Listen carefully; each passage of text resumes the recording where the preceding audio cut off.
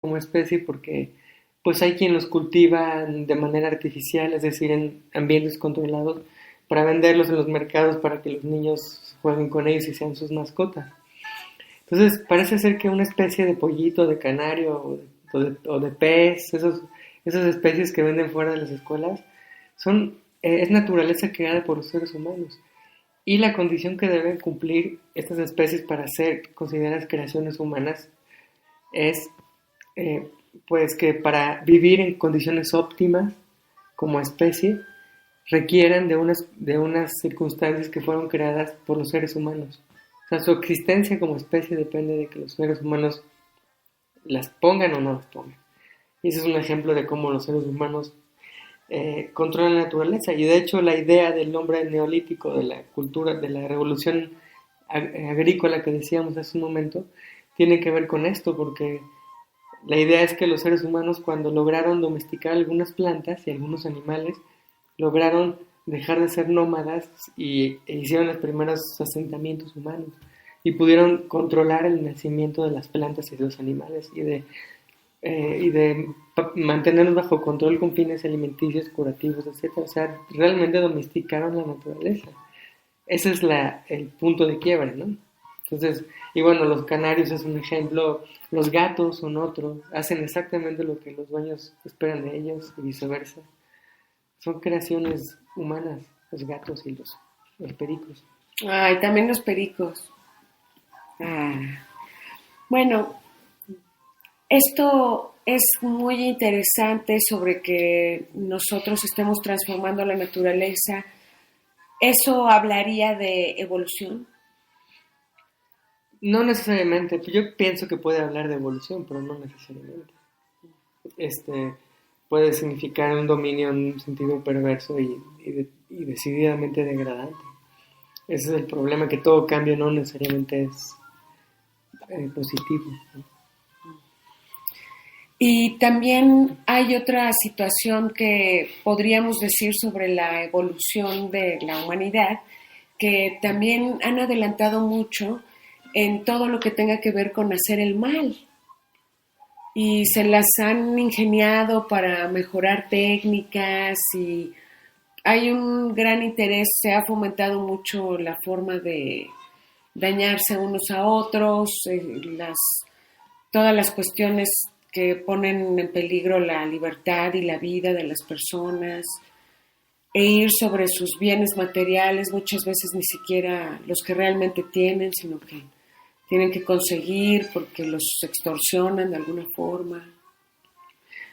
Han mejorado en sus técnicas y también en sus ataques terroristas y las bombas que hacen. La tecnología también ha avanzado en la dirección letal, ilegal,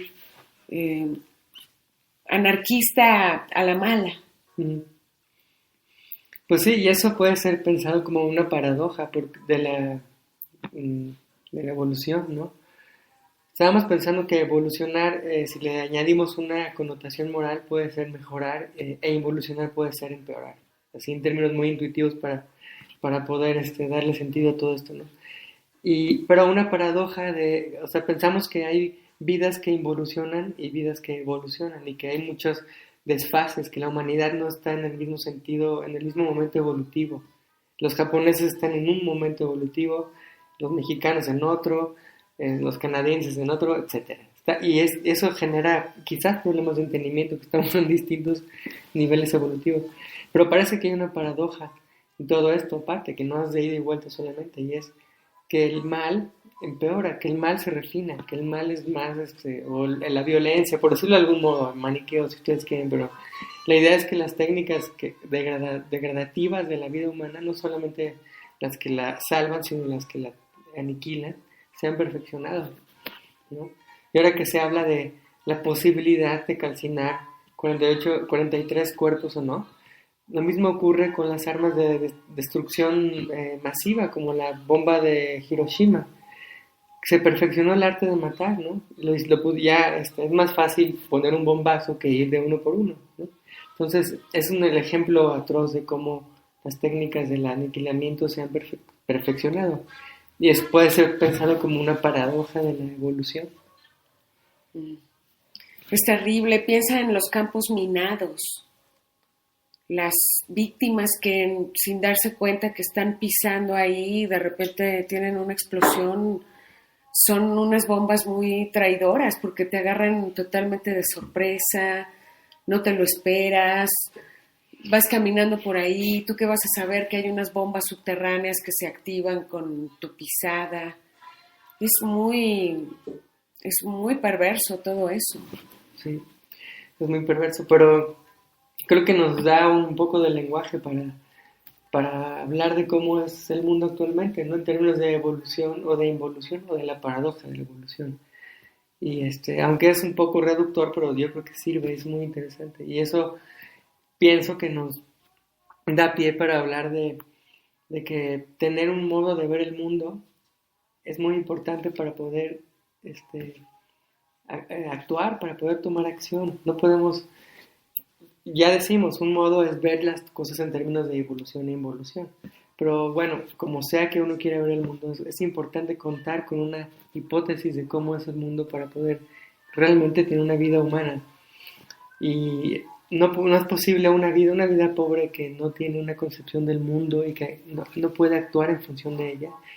Eso es pues terrible, es una tragedia humana. Entonces todos debemos contar con unas hipótesis de cómo es el mundo, ¿no? Y esto lo ilustra muy bien el escritor checo Milan Kundera, que a mí me gusta mucho, en un libro fantástico que es El arte de la novela. Y entonces él, a propósito de la pregunta de cómo se escogen los temas de la novela, qué se decide contar y qué dejar de lado, él responde que los autores deben tener una hipótesis ontológica, o sea, una hipótesis de qué es el mundo, de qué lo compone, etc. Y entonces él decía, por ejemplo, Kafka fue un autor checo también que tenía la hipótesis, para él el mundo era una enorme oficina del absurdo y del terror. El mundo era una burocracia gigante. Y a partir de esa hipótesis de cómo es el mundo, Kafka generaba sus historias fantásticas, ¿no? Y bueno, nosotros podemos tener las propias, pero lo importante es tenerlas, ¿no? Necesitamos decir, bueno, pienso que las cosas son así. Y eso aplica para los novelistas, para los científicos, para los profesionistas, para todo el mundo, ¿no? Necesitamos intuir qué es lo que está allá afuera para poder movernos humanamente.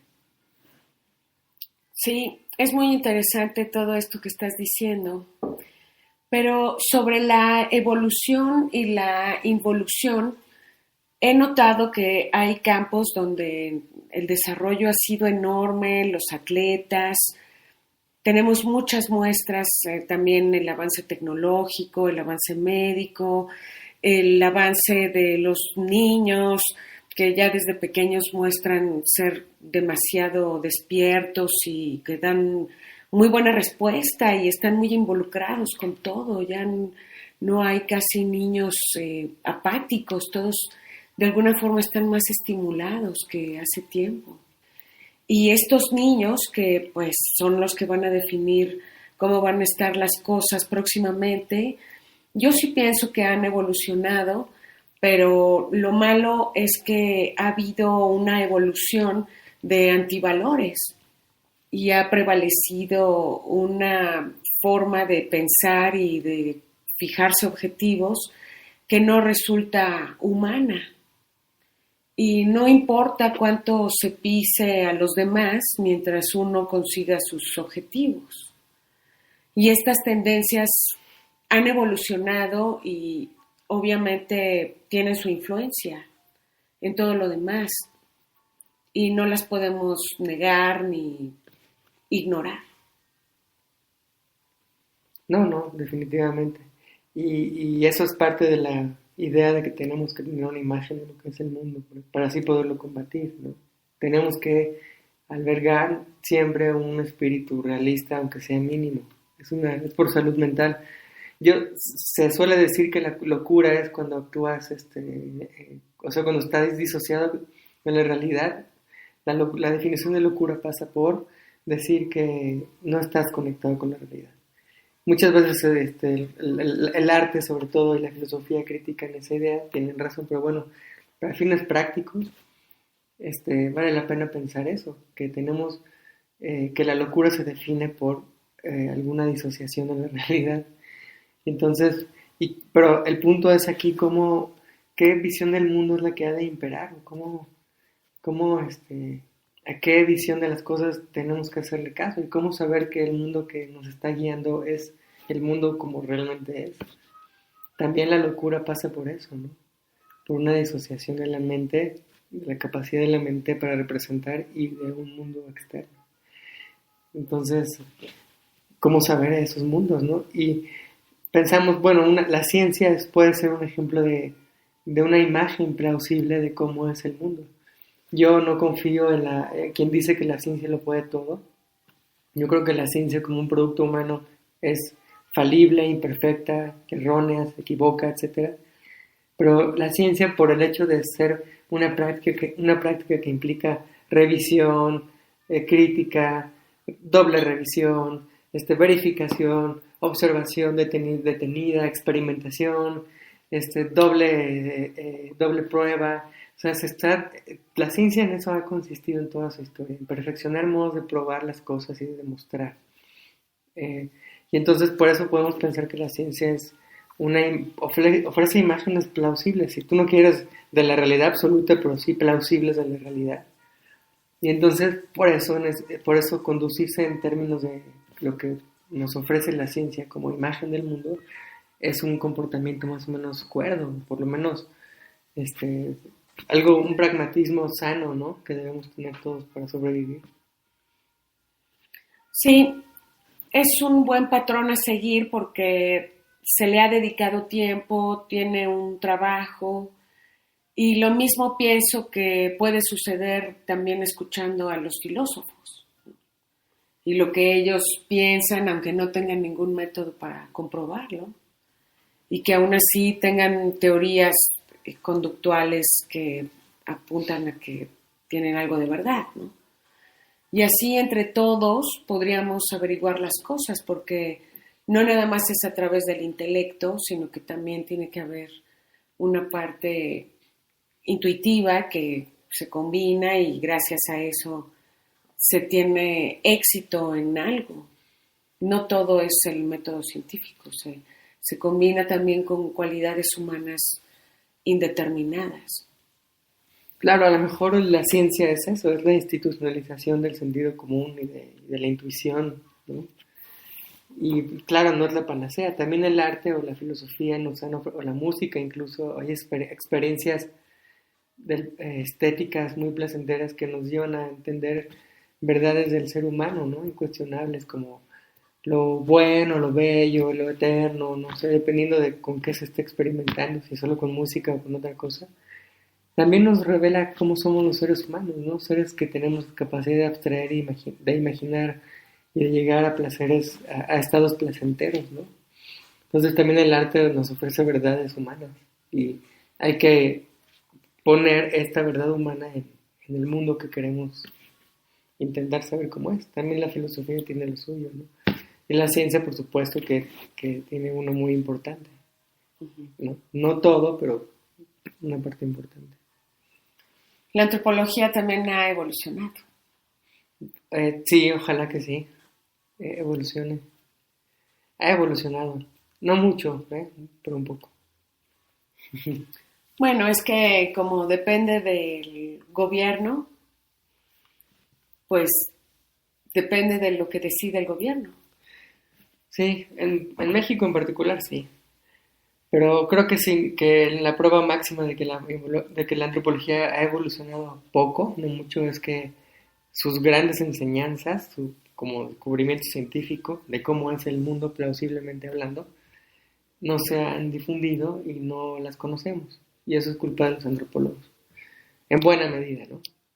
Necesitan decirle a la gente qué es lo que han descubierto ellos y por qué es importante que lo sepan y cómo podría mejorar las vidas humanas, ¿no? ¿En qué sentido, aunque sea mínimo?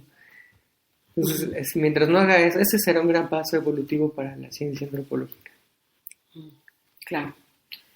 ¿Qué te parece si nos vamos a una canción que preparamos con Diana Krall que se llama Devil May Care o